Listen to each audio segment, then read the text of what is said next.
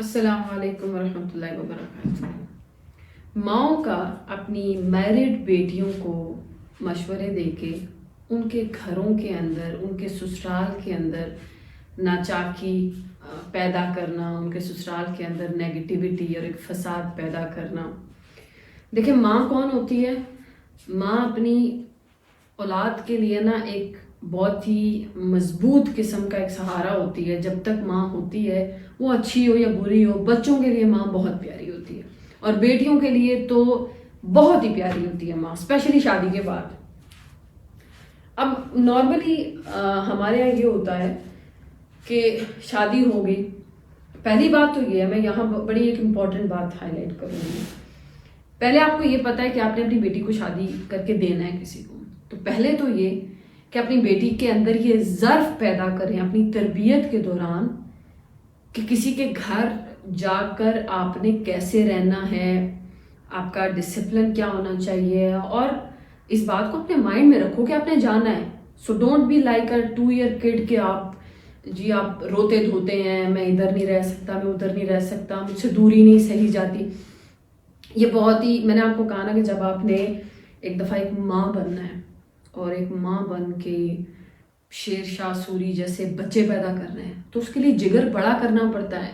اس کے لیے پھر آپ مطلب 20-25 سال ماں باپ کے گھر میں رہ کر بھی پھر شادی کر کے کہیں دوسری جگہ جاؤ اور وہاں جا کر بھی آپ کا جی ماں باپ کے بغیر دل نہیں لگ رہا، تو پھر آپ کی پرسنالٹی میں پھر کچھ بھی نہیں ہے۔ یو نیڈ ٹو ڈیولپ، کہ آپ ایک ایسی پرسنالٹی ڈیولپ کر لو کہ اس کے بعد آپ نے ایک جنریشن تیار کرنی ہے، تو پہلے خود کو تو اسٹرانگ کر لو۔ آپ 25 سال کی عمر میں بھی اگر اپنے ماں باپ کے پیچھے رو رہے ہو تو مطلب آپ تو ابھی بھی بچے ہو، آپ بڑے کب ہوئے؟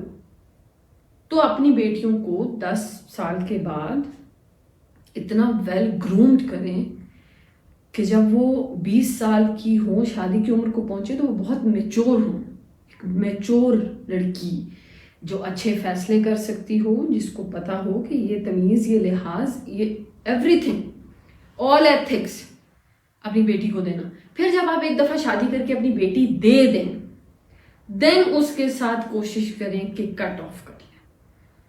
اگر آپ کو پتا ہے کہ آپ اس کو اچھا مشورہ نہیں دے سکتے، بس پھر دور رہیں۔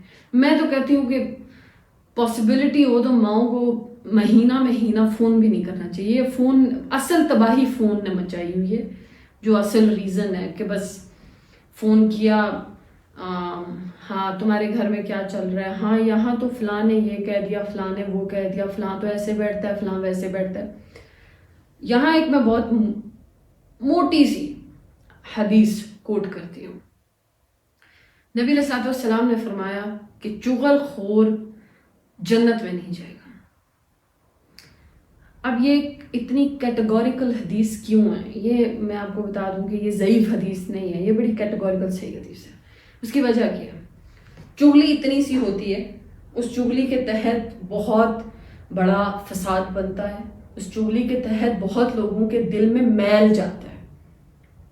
بعض دفعہ ایک انسان ایسا ہوگا جو مطلب پانی کی طرح اپنی انٹینشنز میں صاف ہو، لیکن ایک شخص کی چغلی لگانے کی وجہ سے بات خراب ہو جاتی ہے، محض ایک بات چغلی کے طور پر کہنے میں۔ پھر ایک اور چیز، ایک چغلی لگانا اور ایک اپنے اندر منفی سوچ رکھنا، یعنی میں نے اپنی پڑھائی کے دوران یہ چیز پڑھی تھی کہ اگر آپ کسی کو شراب پیتے ہوئے دیکھیں اور وہ شراب پی کے نا اس کی داڑھی شراب سے تر ہو، تو آپ اس کو دیکھ کے یہ گمان کریں کہ یہ ابھی وضو کر کے آیا ہوگا۔ یہ قرآن میں بھی ہے کہ آپ نے اچھا گمان رکھنا ہے، اچھا ظن رکھنا ہے، گڈ تھنکنگ، پازیٹیو تھنکنگ سے پازیٹیو انرجیز پھیلتی ہیں ارد گرد۔ اب یہ دونوں چیزیں، چغلی لگانا اور ایک بدظنی، یہ ایسی چیزیں ہیں جس سے تباہی شروع ہوتی ہے۔ ہم لوگ، کسی نے کوئی بات غلط انٹینشن میں نہیں کہی ہوتی، لیکن ہم غلط انٹینشن میں لے لیتے ہیں۔ کیوں؟ کیونکہ ہمیں بدظنی کی عادت ہے۔ کسی نے مذاق میں کوئی بات کی ہے پر ہم غلط انٹینشن میں لے لیتے ہیں، وہ بدظنی ہے، وہ آپ کے ذہن کی نیگیٹیوٹی ہے۔ سامنے والا انسان بہت پاسبل ہے کہ نیگیٹو نہ ہو، ہاں اگر کوئی اسٹریٹ اوے ہی غلط بات بولتا ہے، بدتمیزی والے لہجے میں، روڈ ہو کے گالی یا کوئی بھی گندی بات کرتا ہے، تو پھر تو سمجھ میں آتا ہے کہ اس نے غلط بات کی اور آپ غلط بات کا ریئیکشن دے رہے ہیں. لیکن ایک بندہ نارمل موڈ میں کوئی بھی بات اس طرح کی کر دیتا ہے اور آپ ایک دم سے اس بات کو، اس لائن کو پک کر کے تو اس کو ایک ہوا بناتے ہیں اور پھر چگلی لگا کے ایک فساد بناتے ہیں. یہ دونوں چیزیں as a wife, as a married woman کسی عورت کے اندر نہیں ہونی چاہیے. یہ میں اس لیے ہائی لائٹ کر رہی ہوں. آپ یہاں کی بات یعنی اپنے گھر کی بات اپنے پیرنٹس کے گھر پہنچائیں گی اور آپ کی ماما وہاں کے یعنی اپنے بیٹوں کی اور اپنی بہوؤں کی باتیں آپ تک پہنچائیں گی. ان چیزوں سے آپ کے دلوں میں ایک دوسرے کے لیے نفرت، فساد، بہت کچھ بڑھتا چلا جائے گا، پھیلتا چلا جائے گا. آپ کا گھر نہیں بسے گا کبھی بھی، آپ ٹینشن میں رہو گے. میرے پاس ایک بڑی اچھی مثال ہے. میرے اپنے جاننے والوں میں ایک خاتون، انہوں نے جب اپنی بچی کی شادی کی and she was just 15-16 years old, اور وہ اپنے گھر سے لڑ کے اپنے پیرنٹس کے گھر آتی ہیں کہ مطلب میری تو لڑائی ہوئی ہے، اور رو رہی ہیں اور رو رو کے کہہ رہی ہیں آپ نے میری جلدی شادی کروا دی، یہ وہ. ابھی انہوں نے برقع پہنا ہوا اور وہ برقع اتار کے رکھتی ہیں چارپائی پہ کہ مطلب ابھی میری امی بیٹھ کے میری کتھا سنیں گی کہ یہ میرے ساتھ ہوا ہے. ان کی امی نے کہا واپس برقع پہنو اور واپس اپنے گھر واپس جاؤ جہاں پہ تھی، وہاں جا کر اپنے مسئلے خود حل کرو. کیوں؟ کیونکہ ان کی ماما کو یہ چیز پتا تھی کہ میں نے اپنی بیٹی کو گروم کرنا ہے، میں نے اس کو لولو پوپو کر کے نا تو گودی میں نہیں لینا ہے. شادی کی ہے، اس کو مجھے ایک عورت بنانا ہے، اس نے کل کو نسل بڑھانی ہے.